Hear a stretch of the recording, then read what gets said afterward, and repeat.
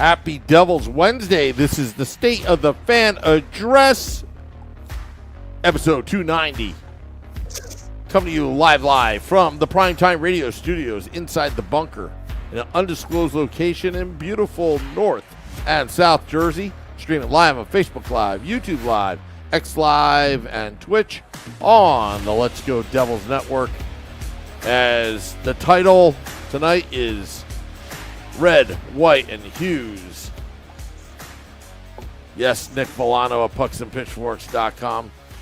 Obviously, you named the podcast today because I'm not that creative with titles anymore. I'm more of a troller, but this one's elegant. I love it. You once told me that you want our titles to look like the back of the post. Yes. You really enjoy that. So that's always the energy that I try to come up with. Yeah, I think this one, I could see this in the back of the post. Red, White, and Hughes. Like, if Hughes scores a goal tomorrow to beat Finland, or especially if he scores a goal to beat Canada, if that happens. Red, White, and Hughes, I can definitely see. Because let's see, the Americans, the Rangers on the American team it's Kreider and Fox, right? And that's Brock Nelson from the Islanders.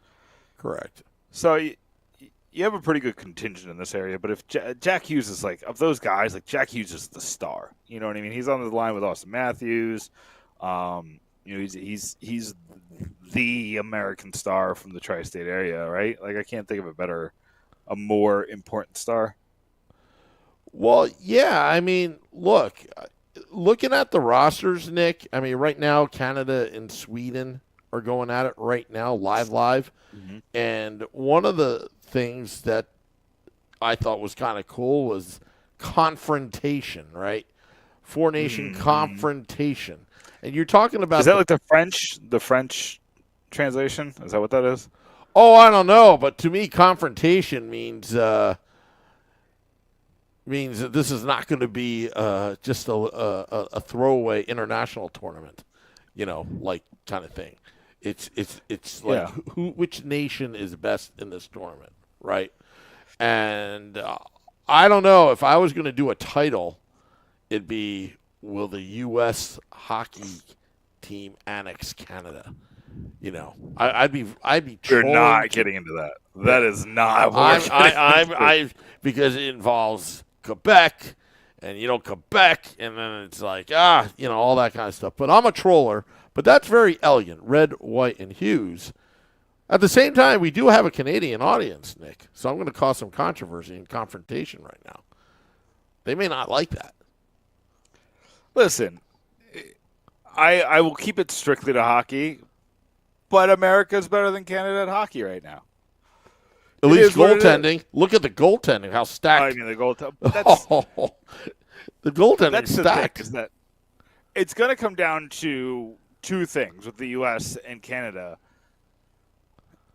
Teams have to avoid the Canadian power play, and we already saw it, right? Canada got a power play in the first minute of the game, and I didn't Crosby, see it. McKinnon, and McDavid scored the most ridiculous goal you've ever seen. It was just Sidney Crosby from behind his back through his legs passed it to McKinnon for a one. I think it was McKinnon hit him on the one-timer. And it was just an impossible goal. I tweeted this out that happy Jacob Markstrom's not in this tournament because he's going to be stretched thin trying to stop this power play, stop these dynamic offenses. And you were going to talk about that Markstrom's injury is a blessing in disguise because he's going to miss this tournament. I don't think this tournament's going to go well for the Swedish or the Finnish goalie. I think it's going to put a lot of miles on it. Just because of how high-powered these offenses are, right? It's not this isn't like a normal game. These are all-star teams that care. It's one thing to go to the all-star game and, to try to make big saves just to, be flashy. But, if it goes in something in the world, this is there's, actual effort here, and you're going side to side. And, I do think that there's going to be some groin injuries after this. There's going to be some I do think there's going to be ramifications for those goalies, so I am kind of happy that Jacob Markstrom's not there. I'm not happy that he got injured. I'm just happy that he's avoiding this tournament. Well, I got to give credit where credit's due. Sidney Crosby. He's towards the tail end of his career. Is he though? I don't know, but what I mean is tail end. I mean he still has a few more years left, but maybe back 9. All right, maybe that's a little better. He didn't have to really do this tournament, but he wanted to. He felt that it was an obligation to. And he did everything he could to come back from injury, to be in Canada, to lead his country, and because it meant something to him. And because it meant something to him, it actually got me interested in this tournament for the first time. Because, and I got to give him credit. You got to give him credit because, honestly, to me, this is like a gimmick. I don't want any part of it.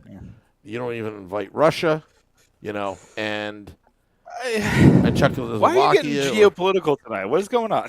No, it's not geopolitical. You don't want Alexander Ovechkin and all these other players, best players in this tournament? But it's not because you also don't have Switzerland, you also don't have Germany. You also you're missing a lot of the best players in the world. So it's not this is a very specific thing. I know they're saying best on best today, but when this was announced, this is just four nations facing off. But they announced today that the World Cup of Hockey is coming back, and that's where you're going to see more consternation to get the best teams in the world in, if that makes sense. But what was the point of this tournament to just have 4? To make money. Well, of course.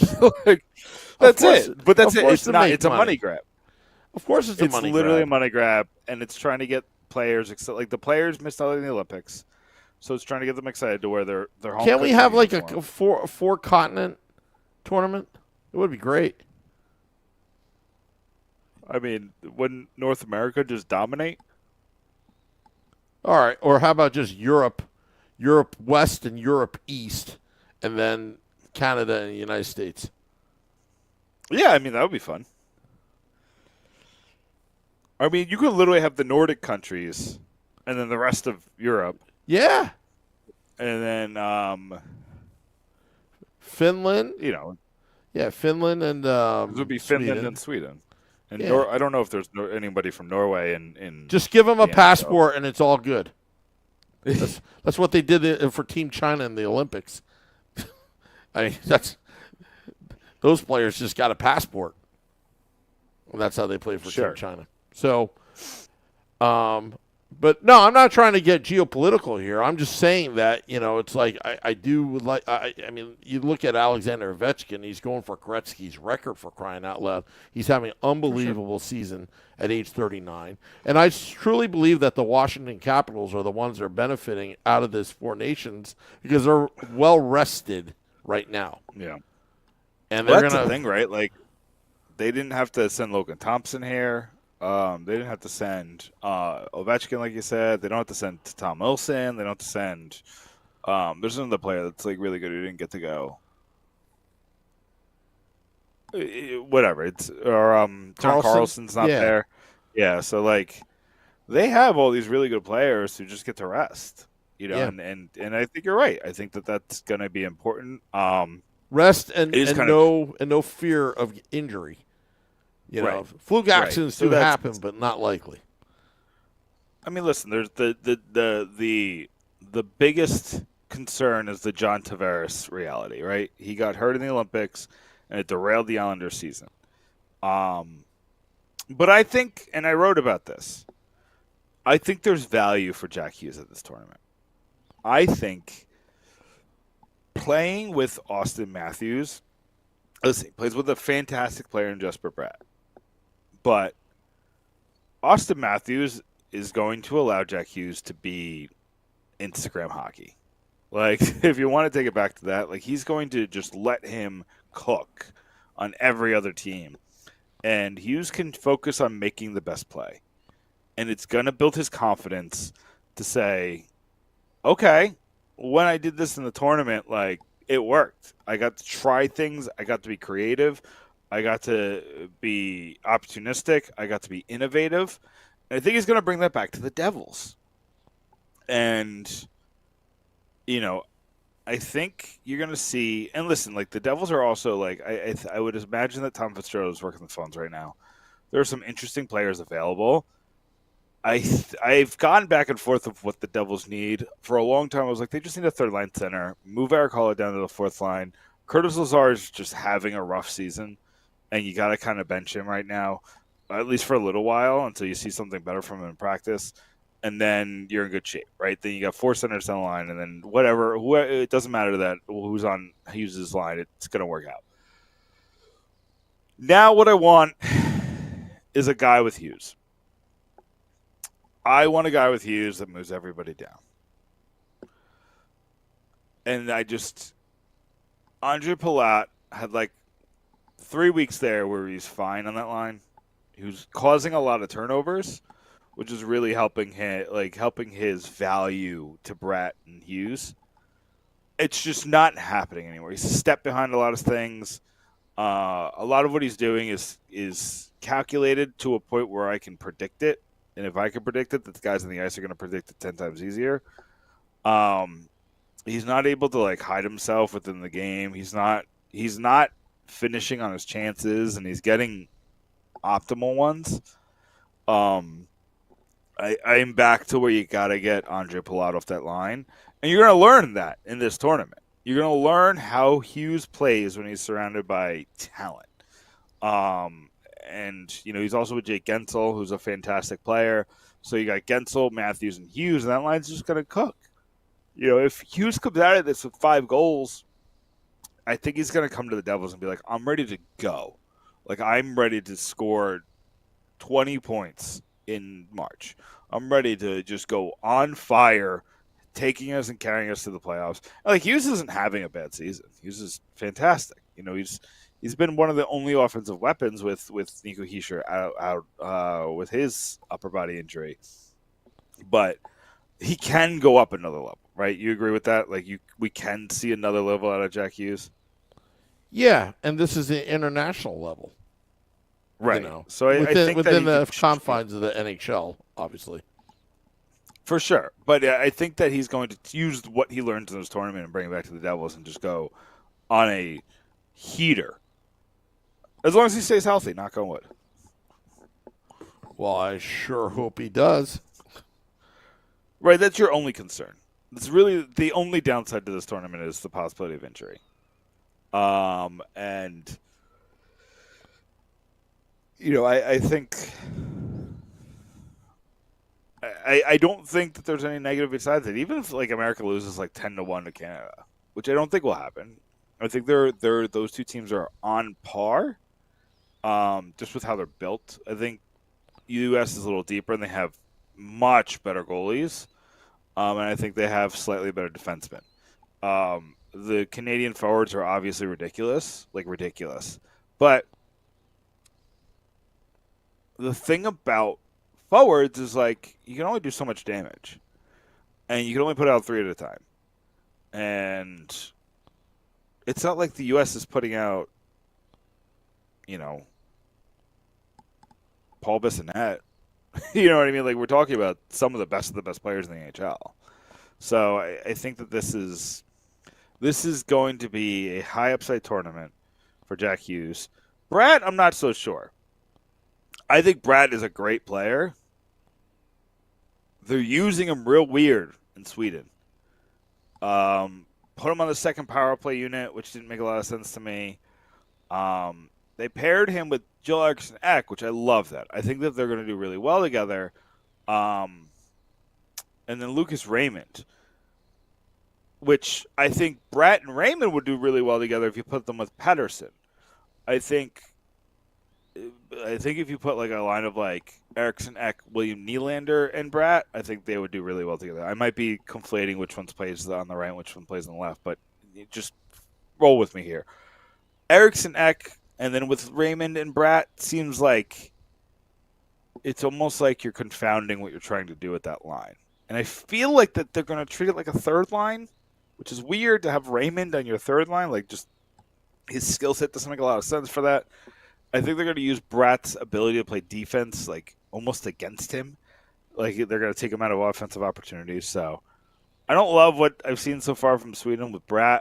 It's way early in the tournament. Things could change pretty quickly, but has anything happened since Canada scored the goal? Is it still 1-0? Are you looking at it? I don't have a TV here, Nick. And it make me jealous because I came down early to set up the podcast, and I missed it all. I did see the national anthem. I was trying to listen for booze. Yeah. But that's about it.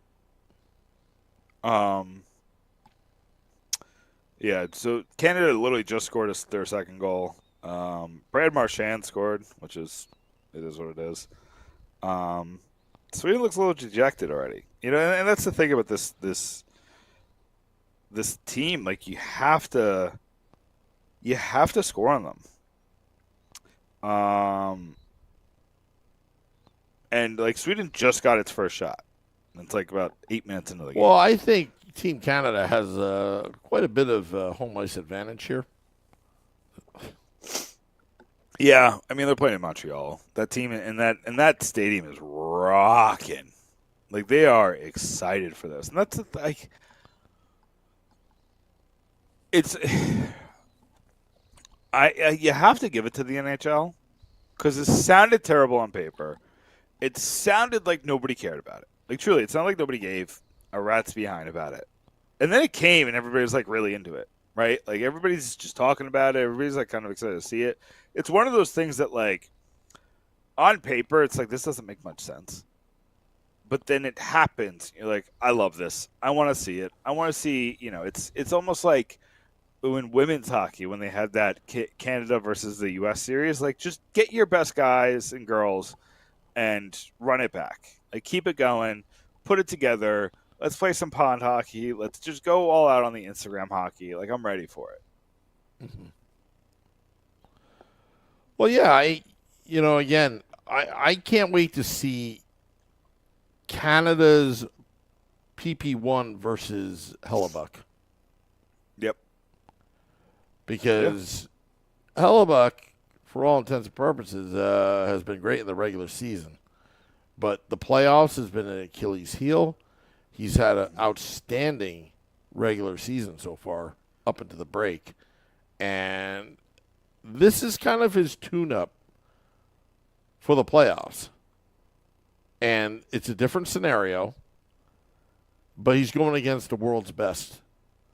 And I think, really, can he handle the pressure and can he carry Team USA if need be?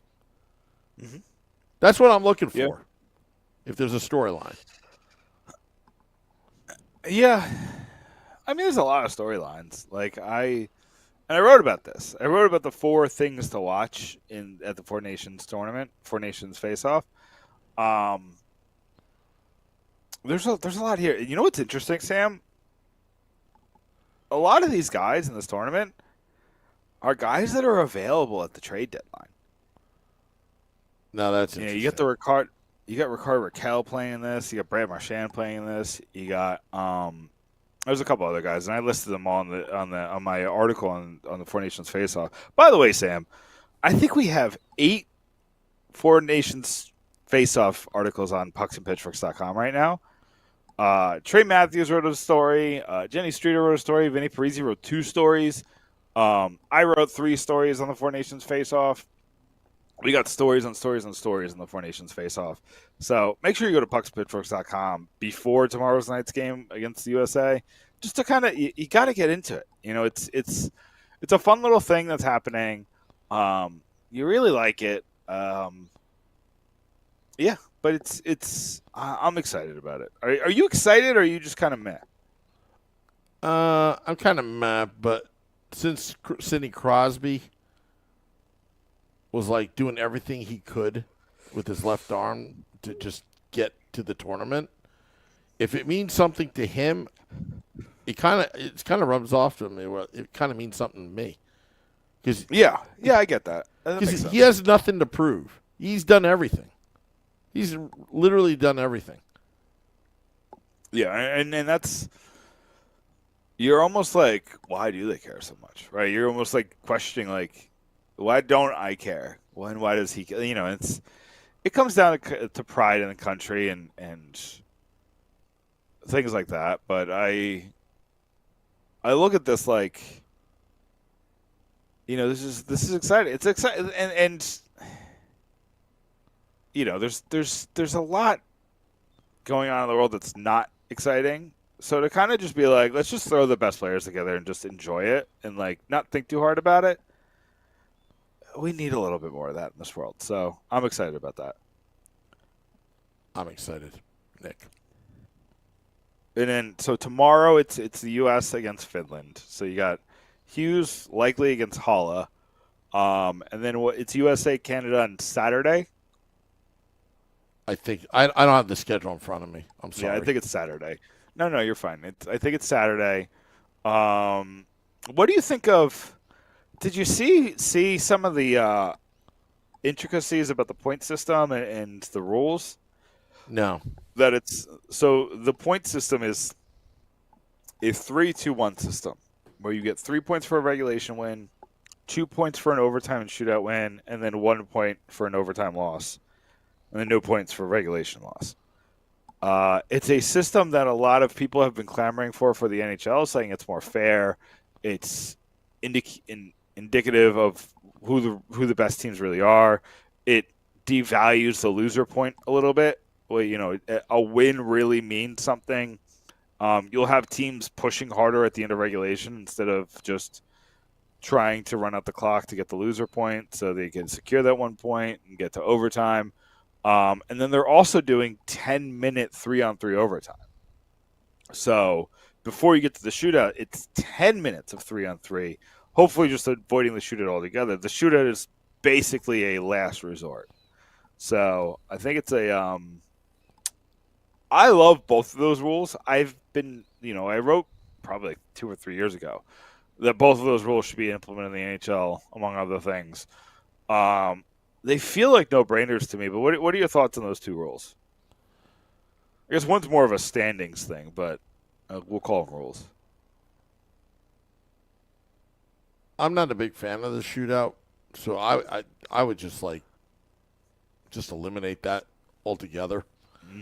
Would you do ties, or would you just play until you die?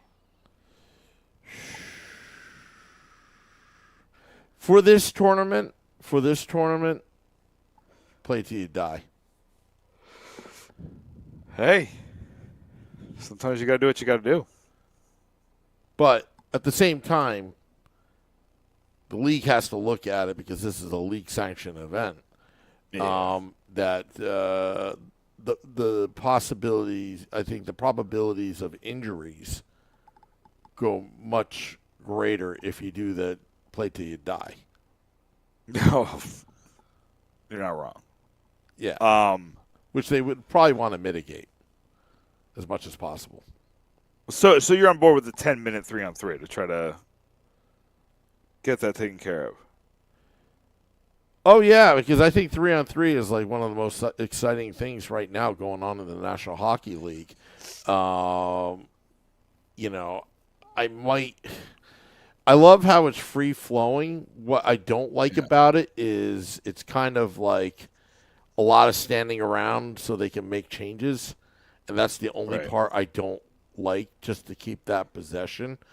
It's not like you can't really enforce something like what they have in basketball, the 8-second rule, or the backcourt violation.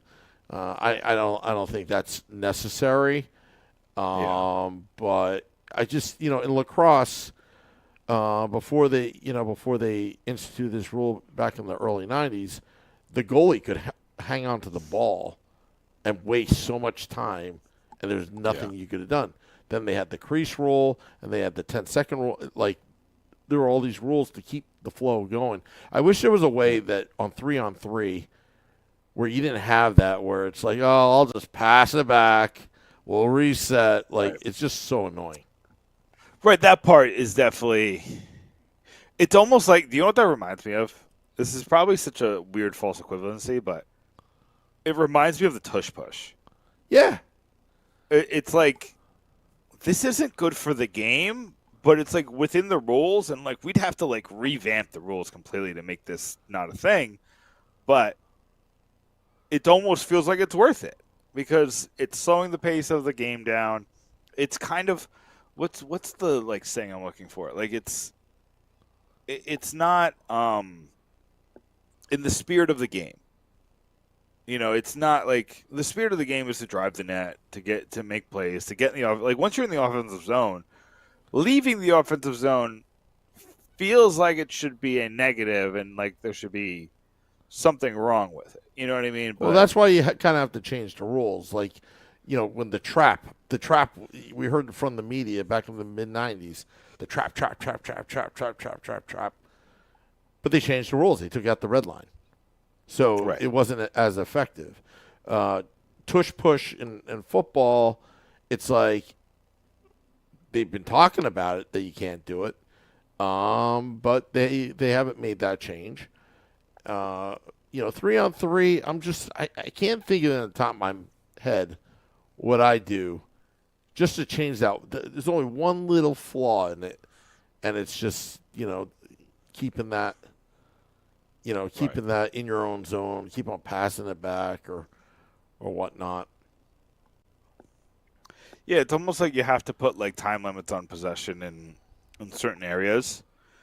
Because I also think that there's a lot of like, I see a lot of times where the defenseman will just stand behind his net, and I get it when you're trying to make a change, but that really only takes like 5 seconds. But I'll see where they're just like, they're waiting until like the perfect opportunity to where like their guys are skating around for 10, 15 seconds. You're just like, do something with the puck. You know what I mean? Like, you got to make movement. Yeah.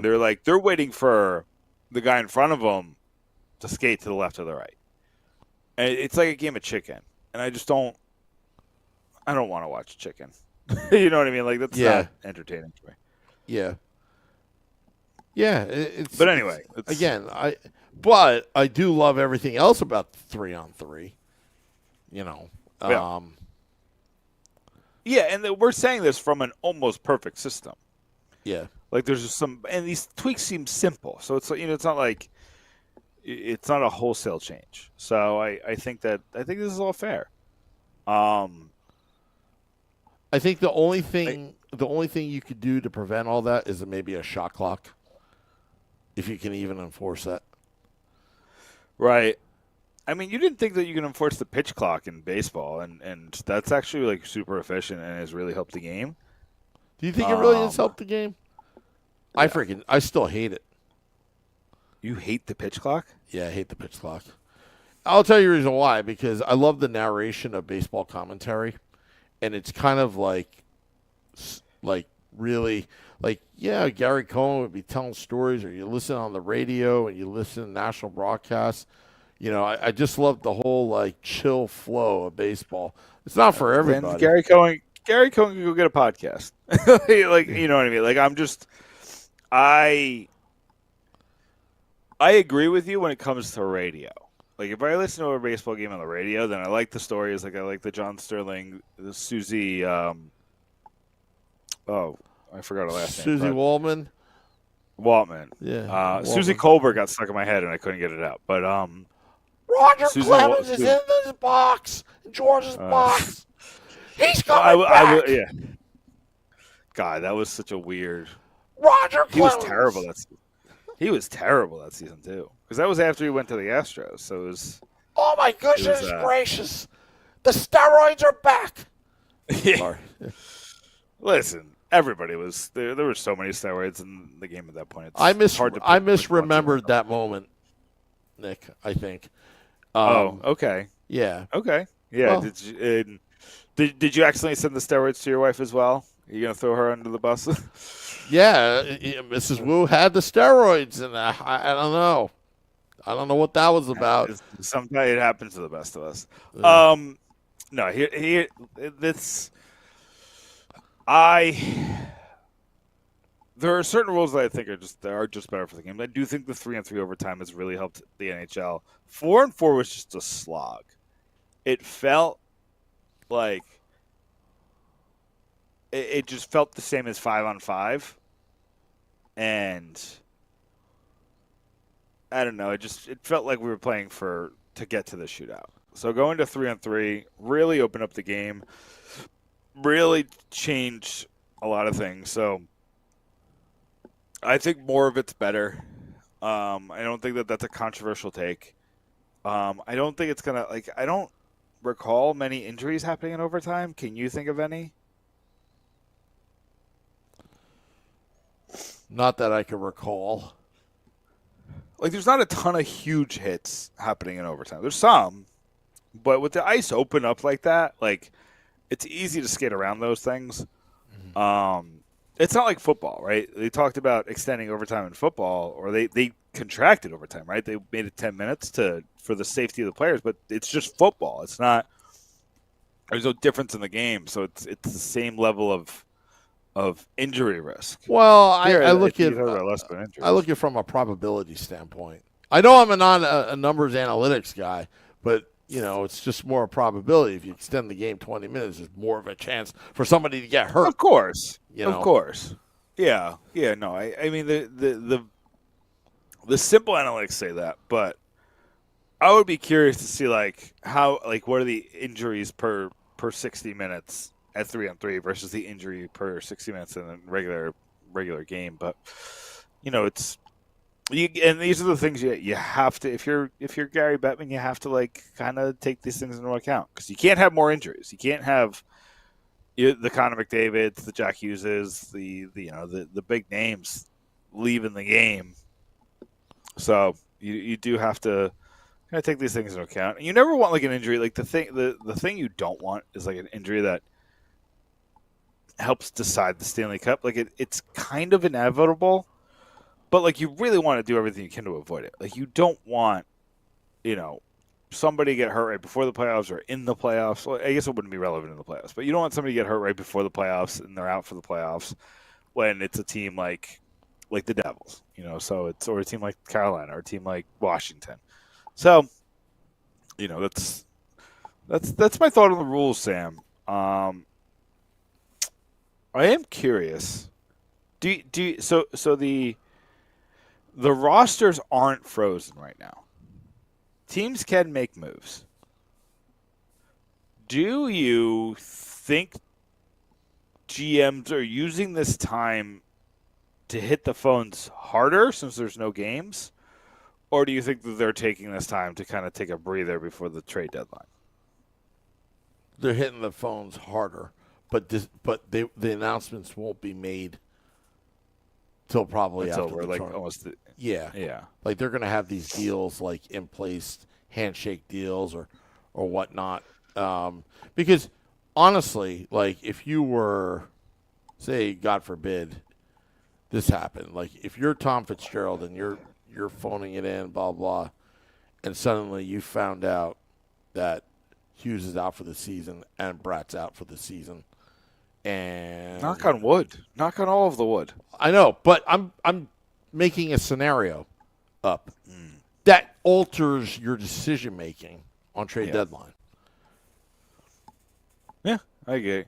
Or the other scenario is that, say you trade for Rickard Rakell, and then Rickard Rakell tears an ACL in this tournament.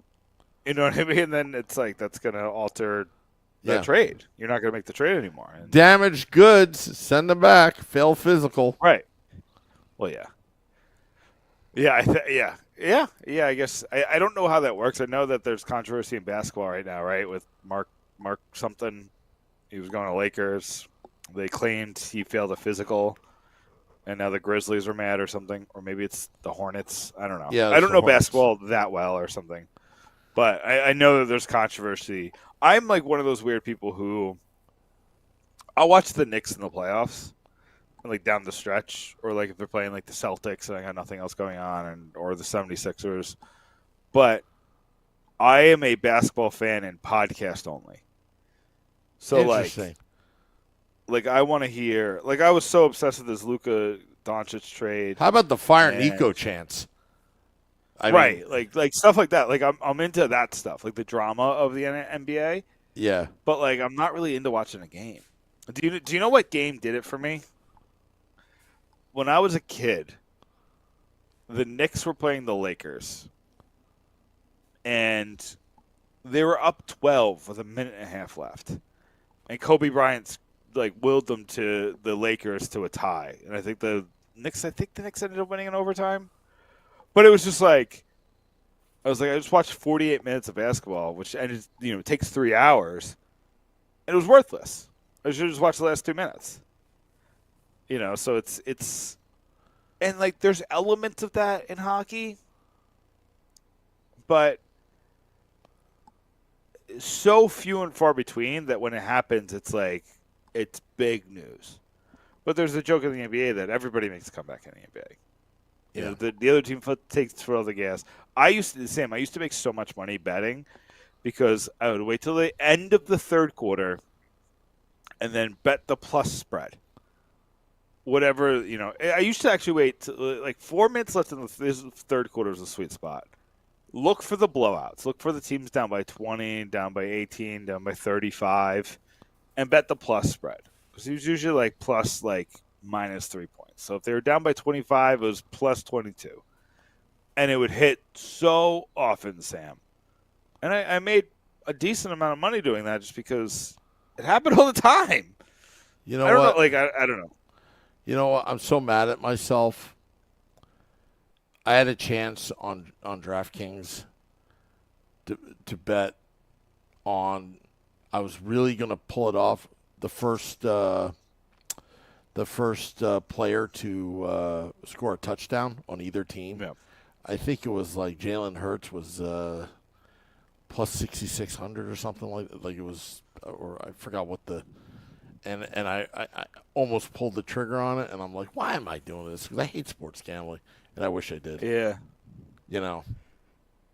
Like I was fake. that close. I was that close to doing it. I mean, listen, I used to love sports betting. The odds makers are too good at this. It is not the people who think that they can beat the books can't. Like, I'm telling you, they can't. It's just the books they're spending millions of dollars on analysts. Yeah. That's the funny thing. Is like they're taking geniuses from the tech field and putting them in sports gambling and giving them more money. So I think when you like really look at it like from a totality point of view, I think you're like, what's the word I'm looking for? You're just really like there's no advantage. There used to be like the consumer, if you were good at it and you knew what you're talking about, could find an advantage if you knew how to read the numbers. Now it's unless you're doing it professionally, it's just not a viable. It's not fun. I don't like to lose.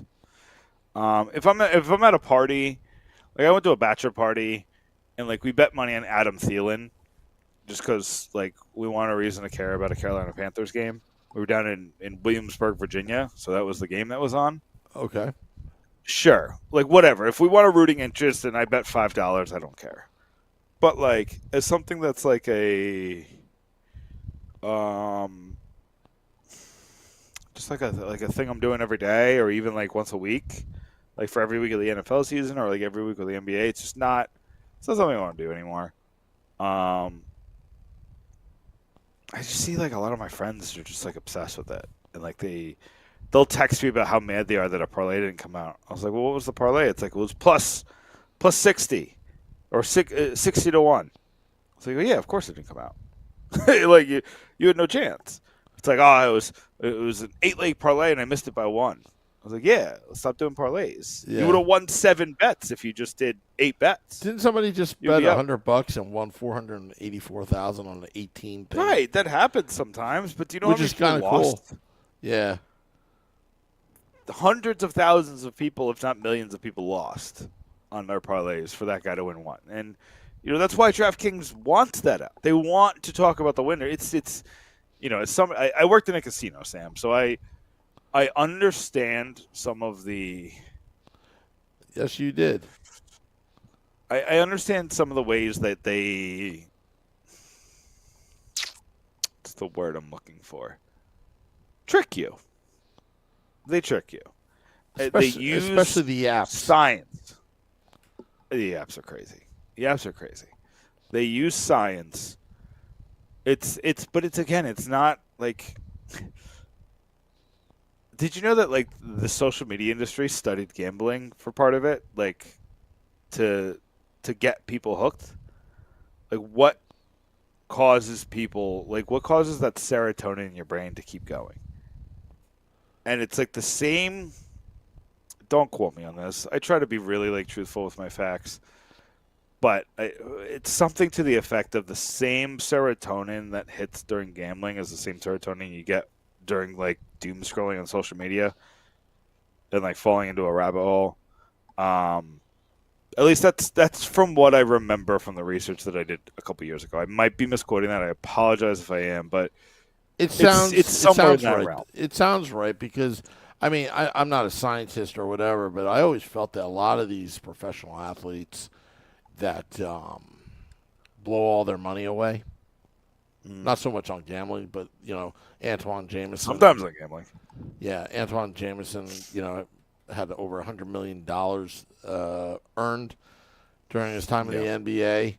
I think a lot of times these players blow their money, aside from not knowing how to budget, but they can't replicate the same high as they would get on a game-winning shot with 30,000 people in the building. That was like Tyson blew all his money just because he kept chasing, like he would give away a lot of his money because it made him feel good. He would donate a bunch of he used to he was famous because he would on things I think it was on Thanksgiving he would fill like a moving truck with turkey and bottles of wine and go to homeless people and just give it to them. Yeah. People he never met before. He was very he had again, you're chasing these highs. It's like, and even like you look at like Ric Flair who can't stop wrestling, and he's like 80 years old. Because he wants the high of the crowd and the cheer and we're all kind of looking for that feeling. And it's funny. I think DraftKings has a commercial that says there's no feeling like winning, and winning is pejorative, or it's very in the eye of the beholder, right? Winning means different things to different people, and if winning to you is being a good father, then you're gonna get that feeling from taking them to the park and seeing them get excited. If winning to you needs to be slamming it on a project, you're gonna be chasing that a lot longer, So it's just interesting, and again, I have these conversations with a lot of my friends and my family who do this sports gambling where they're saying things like they're like, well, I'm up. I was like, well, you're complaining to me. Why are you complaining to me if you're up? It's this need to almost not like a need of perfection, but enough is never enough. I was always happy if I was up. After a binge. But a lot of people don't look at it that way. They look at it I need to triple my money or it's not worth it. And that's just they don't build because we always used to make the joke that we don't build casinos on winners. Yep. That's a nice phrase. Slogan. Listen, they don't build these beautiful buildings because everybody wins money. Yeah. Well, I don't know what's going to get my serotonin going. But, even that's what makes us sports fans. I always, I've been to so many high profile games. I've seen Stanley Cup Finals. I've seen NFC Championship game. You've seen big college games, right? Yeah, big college games as well. I've seen a lot in my time. MLB playoff games, both Yankees and Mets. NBA Eastern Conference Finals and Finals. I find myself still chasing that high. If you remember, I went to that Lindor game, that game 4. Yeah. And it was just the luck of the draw that turned out to be one of the best games in Mets history. And you throw a lot of money at it. And I was able to convince those to come with me to throw money a lot at it, just for that high. And I haven't felt that high probably in a very long time because all my teams suck right now. The Giants, the Devils for a while there, Yeah. So it's kind of funny how different we look at, because like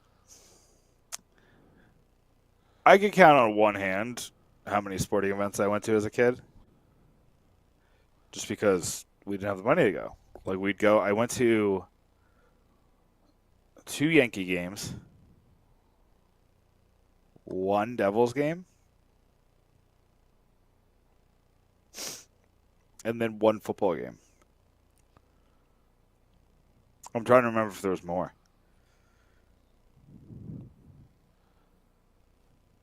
Like going to a sporting event was a luxury that we couldn't afford. yeah, It was. So I look at sports as the experience of the whole. So when I go to a Devils game, and like I'm very fortunate now that I've worked my way into a place where I can afford to go to as many as I want to. And I'm also in a place where I can call up the Devils and get a media pass and get in for free because I've worked hard on pucks and pitchforks to a place where they trust me with the coverage. I look at it like I look at the whole thing. Like I look at the the Stadium Series, right? We went to the Stadium Series game.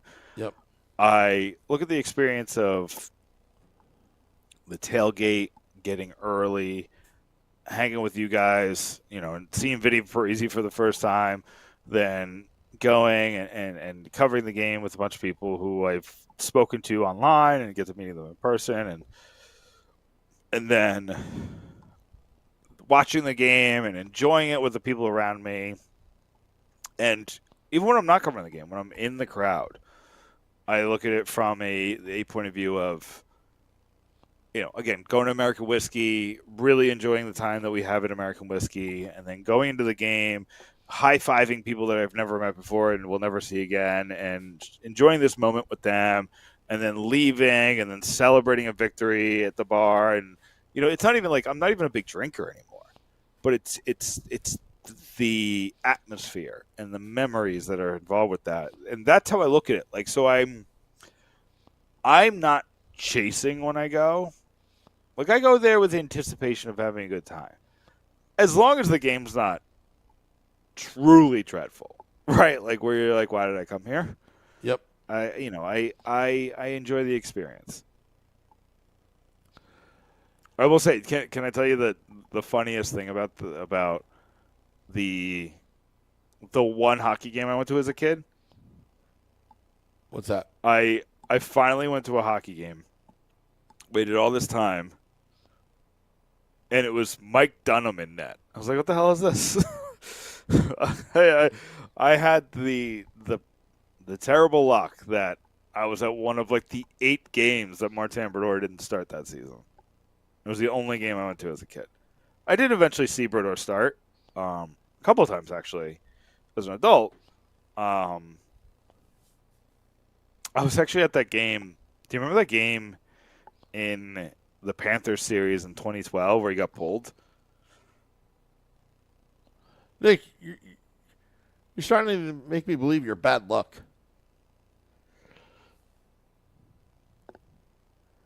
I've seen a lot of wins. I was at the Stadium Series game and they won.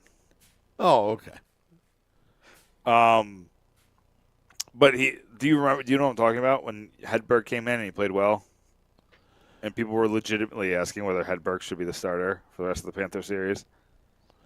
And then I vaguely remember. It was, it's. I will say, there's this conversation that's kind of throwing me off, and I don't know, like, I don't know how people would handle it today. How do you think people would handle it if? Because if you remember in those early years, they used to pull Brodeur for the Boston series and play Terreri. Yep. How do you think people would react to that today? It's normal today, actually.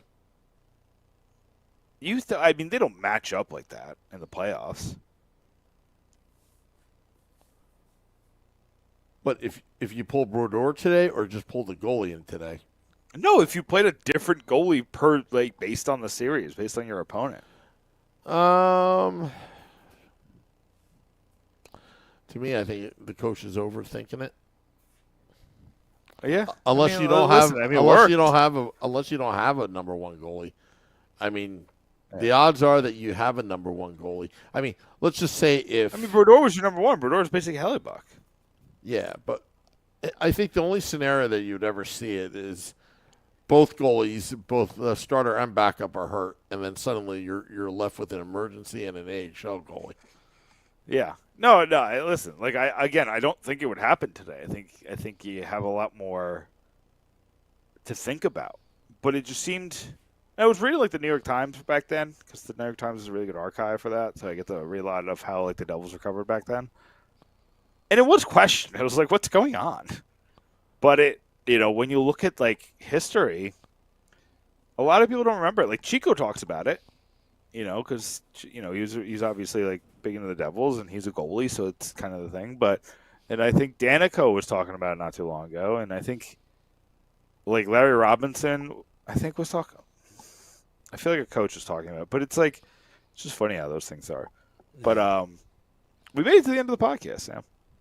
Yeah, we made it to the finish line. Are you going to plug? Because I got to plug. Yeah, I'll be real quick. I talked about all the Four Nations face-off coverage. We have so much.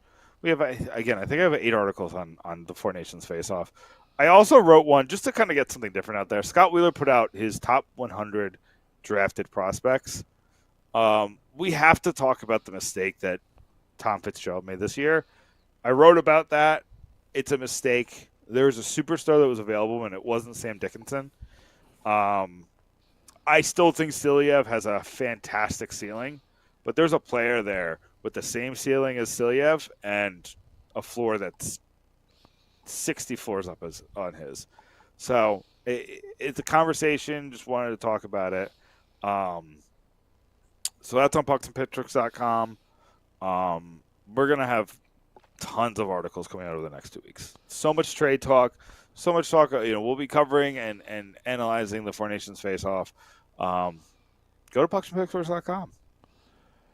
Yeah. Well, we're going to be at Wayne's Ale House in Wayne, New Jersey for the Brian Rafalski autograph signing from 1 to 3 p.m. Eastern. We're going to go live from the venue. Brian's going to be signing autograph. I think it's $40 a piece, arranged by Vic of Devils All Day, All Night. Excuse me. And we'll be there this Saturday, February 15th at Wayne's Ale House in beautiful Wayne, New Jersey from 1 to 3 p.m. for that autograph signing. Brian Rafalski won Cup 2 times with the New Jersey Devils. Brian Rafalski, underrated, I feel like, today. I feel like we should talk more about how good he was. Especially as an American defenseman, an undrafted free agent. He was mobile. He was right-handed. And he could quarterback that power play. Oh, yeah. He'd be fantastic today. Oh, yeah. And his partner was Scott Stevens. So he had somebody to back him up where he could take risks. And he was also mobile enough to get back, if Scott Stevens ever pinched in. So it was a great time, and and the Devils got, in the mid 2000s, putting Rafalski quarterback in the power play with 4 forwards, with Jason Arnott at the point. I remember it was Jason Arnott with that from the left point with a big cannon, and then you had Elias and Sikora and others up front. Bobby Holik, maybe on the power play. I mean, that was a really, really awesome time. So, but we'll be there February 15th, Wayne's Ale House in beautiful Wayne, New Jersey. Go to pucksandpitchforks.com. And also, till next time, let's go Devils.